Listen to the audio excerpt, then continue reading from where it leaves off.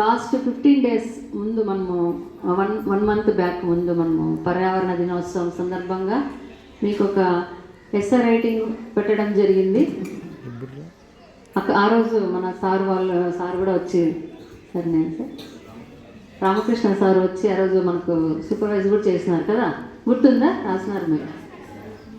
ఆ రోజు రాసినటువంటి ఉత్తీర్ణులైనటువంటి ప్రతిభ చూపించినటువంటి విద్యార్థులకు ఈరోజు ప్రోత్సాహక బహుమతులు. వాతావరణం కాలుష్యం గురించి చెప్పుకోవాలంటే చాలా ఉంది. వాతావరణ కాలుష్యాన్ని మనం అరికట్టాలంటే ఏం చేయాలో కూడా మీరు బాగా తెలుసు కదా. ఏం చేయాలి? మొట్టమొదటి పని ఏమి? మొక్కలను నాటడం. మొక్కలు నాటడం వలన మనము సగం వాతావరణ కాలుష్యాన్ని తగ్గించిన వాళ్ళం అవుతాం. కాబట్టి ఇటువంటి కొన్ని విషయాలను మీకు మన ఫారెస్ట్ అధికారులు సార్ కూడా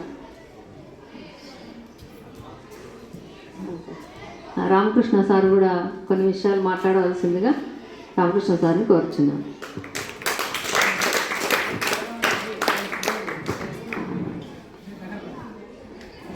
గౌరవ జిల్లా పరిషత్ ఉన్నత పాఠశాల హెడ్ మాస్టర్ గారు విజయమ్మ గారికి, అలాగే ఇక్కడ ఉన్నటువంటి ఉపాధ్యాయులకు, అలాగే రమేష్ గారికి, విద్యార్థులకు అందరికీ అటవీ శాఖ తరఫు నుండి నమస్కారం. నా పేరు జి రామకృష్ణ. నేను అటవీ శాఖ బీటా ఆఫీసర్గా వర్క్ చేస్తున్నాను. మా సెక్షన్ ఆఫీసర్ గారు చంద్రనాయక్ సారు.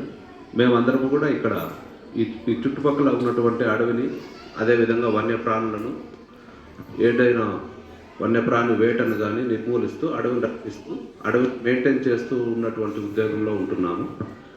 ఈ కార్యక్రమాన్ని ముఖ్యంగా పిల్లలకు ఎందుకు చేయాలనుకుంటున్నామంటే, ఈ స్కూల్ ప్రిన్సెస్ ఎన్నుకోవడానికి కారణం ఏమంటే, మీరు వచ్చే వారందరూ కూడా ఫ్రింజ్ విలేజెస్ అంటే అడవికి కింద ఉన్నటువంటి పల్లెల నుంచి మీరు వస్తారు.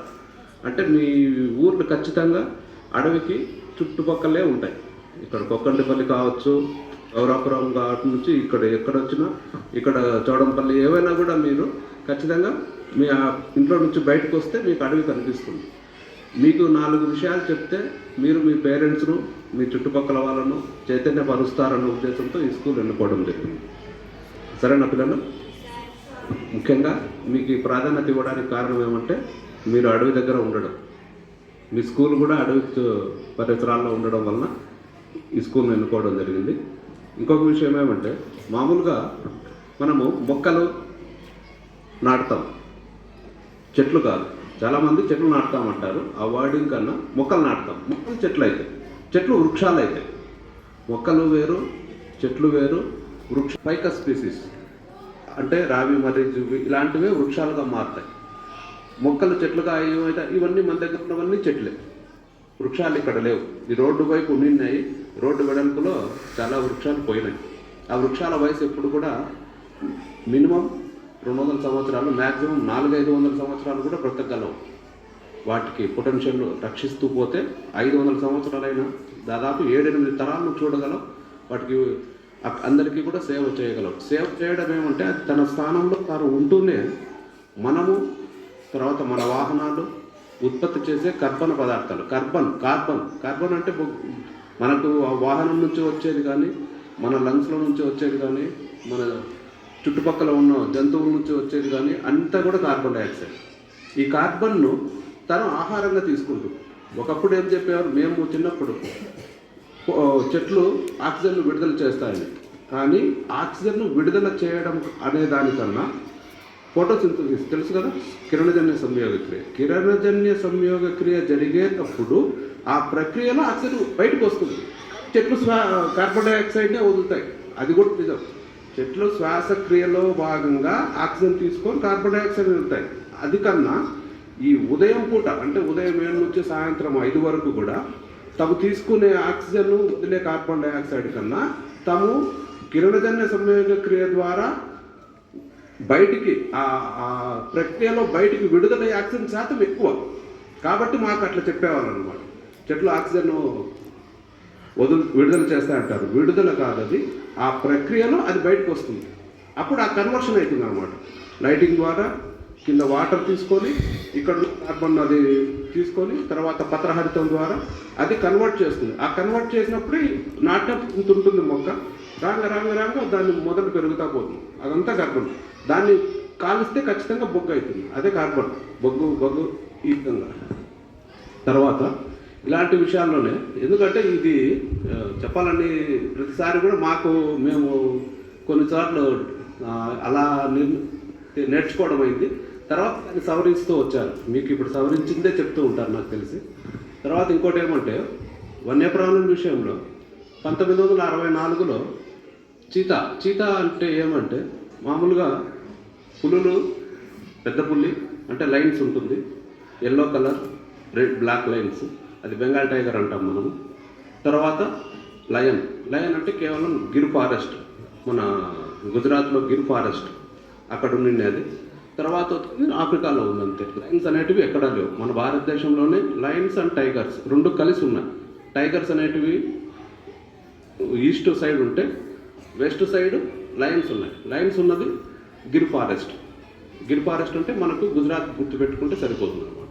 ఈ రెండు జాతులు ప్రపంచంలో ఒక్క భారత ఉపఖండంలోనే రెండు సమానంగా జీవిస్తున్నాయి. అదే ఆఫ్రికాలో లయన్స్ ఉంటాయి అంతే, టైగర్స్ ఉండవు. కానీ చైనాలో టైగర్స్ ఉంటాయి, లయన్స్ ఉండవు. వేరే ఏ దేశంలో అయినా కానీ ఏదో ఒకటే ఉంటుంది, రెండు కలిసి అయితే ఉండవు అన్నమాట. మన భారతదేశంలో మాత్రమే ఇటువైపు లయన్స్, ఇటువైపు టైగర్స్ ఉన్నాయి. ఎలా ఇట్లా వచ్చిందంటే ఇవి ఇప్పటి నుంచి కాదు, ఎప్పుడో గోండువాన మన భూభాగం కలిసి ఉండి విడిపోయి ఇప్పుడు ఈ భూభ్రమణం ద్వారా ఒక ఖండం 2 అయింది, 7 అయింది. ఇంకొక 1,00,000 సంవత్సరాలు పోతే ఇంకొక ఖండం కూడా పుట్టుకొస్తావు ఆఫ్రికా నుంచి పక్కకు ఏర్పడింది అన్నమాట. ఇప్పుడు అందులో కూడా వివిధ జీవ వైవిధ్యం ఉంటుంది, బయోడైవర్సిటీ, జీవ వైవిధ్యం. అంటే ఎక్కువ జాతులు జీవులు ఆ మడగాస్కర్లో ఉంది. ఆ మడగాస్కర్ నుంచి మనం విడిపోవడమే. యాక్చువల్గా ఆ మడగాస్కర్ పీస్ను మన భారతదేశాన్ని, తర్వాత ఆఫ్రికాను, ఈ మూడింటిని ఒక చోటుకు తెరిస్తే నీట్గా ఇట్లా సెట్ అయిపోతాయి, మధ్యలో గ్యాప్ అనేది ఉండదు. ఎందుకంటే ఒకప్పుడు ఇవన్నీ కలిసి ఉండేటువంటి. ఆ విధంగా అప్పట్లో ఆ ఎన్విరాన్మెంట్ పరంగా డివైడ్ అయ్యి వచ్చినవి ఈ గిర్ ఫారెస్ట్లో ఉన్నటువంటి లైన్స్. అప్పటి నుంచి కూడా అవి అక్కడనే మనుగడ చేస్తూ వాటి ఇప్పటి వరకు రాజస్థాన్ అవంతా విస్తరిస్తున్నాయి. మనుషులతో కలిసి జీవించడం అలవాటు చేసుకున్నాయి. ప్రజలు కూడా సాయంత్రము 7-8 అయితే తలుపులు వేసుకుంటే అవి వస్తాయి. వాటి వేటకు పోవాలంటే అటువైపు వెళ్ళాలి, అవి ఉండేది ఇటువైపు.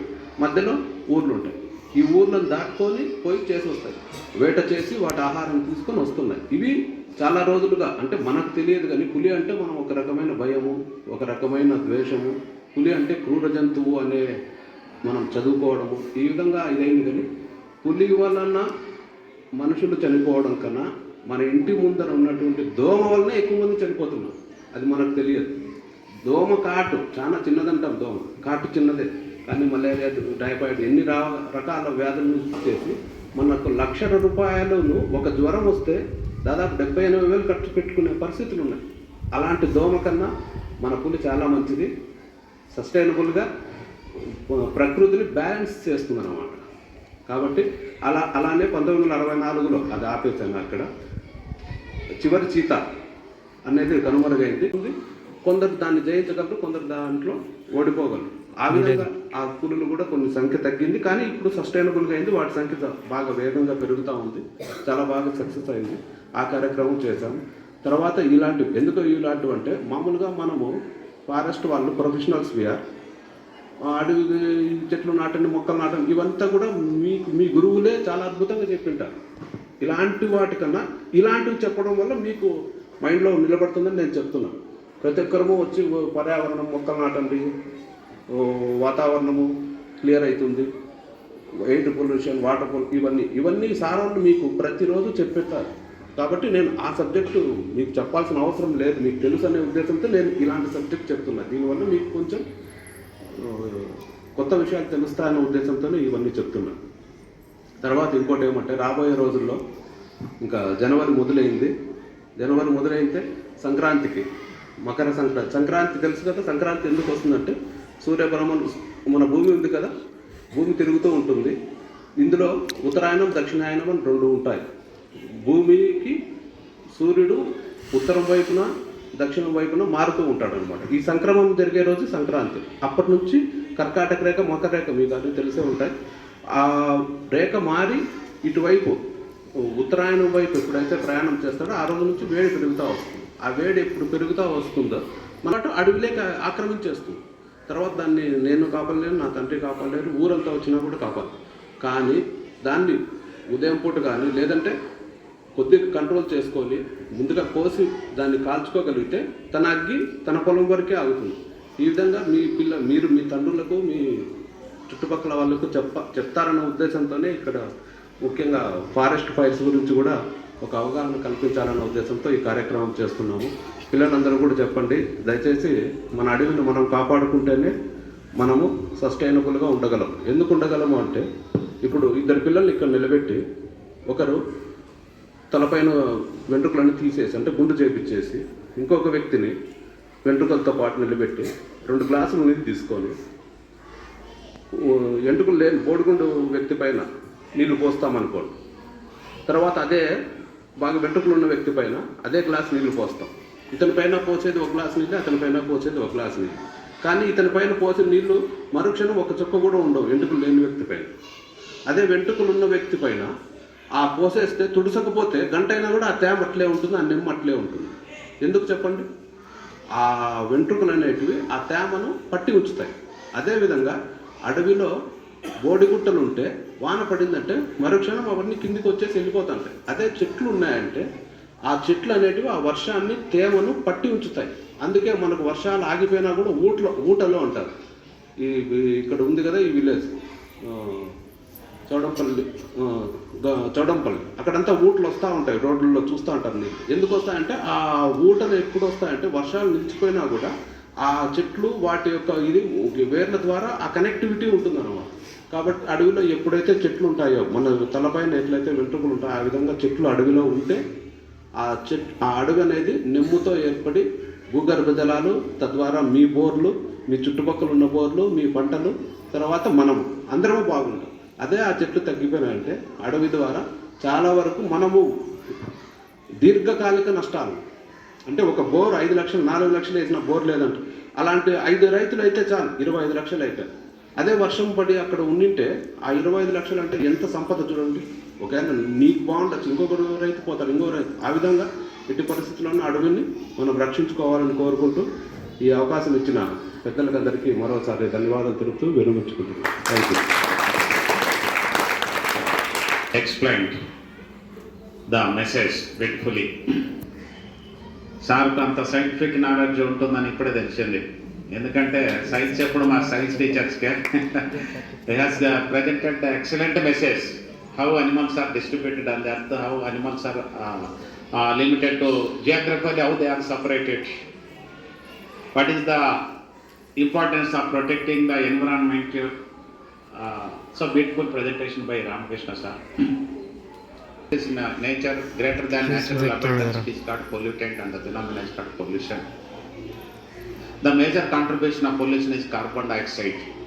The main source of carbon dioxide is burning of fossil oils like diesel, petrol, then wood, firewood, paper, any substance that is burning means that follows the release of carbon dioxide. This carbon dioxide become the major pollutant in the environment. The trees, చెట్లను పూజిస్తారు, వన మహోత్సవం అనే ఉత్సవాలు కూడా జరుగుతాయి. Carbon dioxide, so photosynthesis are explained beautifully. Synthesis of preparation of food material by plants in the presence of carbon dioxide, chlorophyll and water. Carbon dioxide exists in environment. Water we are pouring, chlorophyll, that green coloring pigment of leaves. So in the presence of carbon dioxide, chlorophyll, water, plants prepare their own food. They are giving food to us. Without plants we can't live. చెట్టు లేకుంటే మనం బ్రతకలేము. They release carbon dioxide in photosynthesis process. They release oxygen. ప్రాణవాయువు అంటాం తెలుగులో. ప్రాణం పోస్తాం అదే మనకు ఆక్సిజన్. ఒక పేషెంట్కు, if a patient is admitted in hospital, if he is on ventilator, protect the environment. చాలా ఎమర్జెన్సీ ఇది. ప్రకృతికి మించినది లేదు. ఎవరైనా కూడా ప్రకృతి అంటే చాలా ఆనందిస్తారు. అలాంటి ప్రకృతిని మనం కాపాడుకోవాలి. Especially how been observing forest fires పోతా ఒక అడ్డికొల తీసేస్తారు. అక్కడ ఆ ప్రకృతి, ఆ చెట్లు కాలిపోవడం కాకుండా రకరకాల పక్షి పిల్లలు, గూళ్ళు తన పిల్లలను కూడా